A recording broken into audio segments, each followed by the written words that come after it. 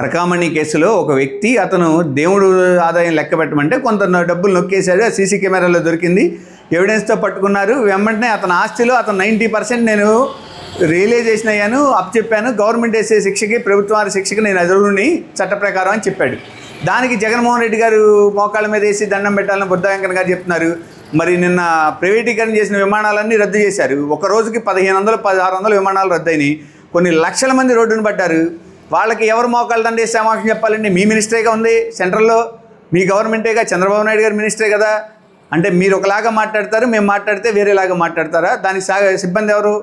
పరకామణి చేసినోడు దొబ్బేస్తే డబ్బులు నొక్కేస్తే ఒక 50,000, 60,000, లక్ష నొక్కేశాడు అనుకున్నాం.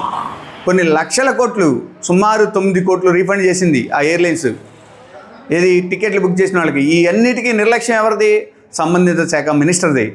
4 రోజుల వరకు ఆ మినిస్టర్ ఎక్కడా ప్రెస్ మీట్ పెట్టలేదు.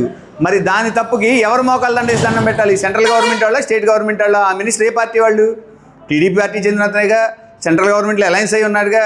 మరి ఇన్ని లక్షల కోట్లకి ఎవరు మోకాళ్ళ దండేసి సమాక్షం చెప్పాలి? ఆ పార్టీ అధికారులు ఎవరైనా చెప్తారా?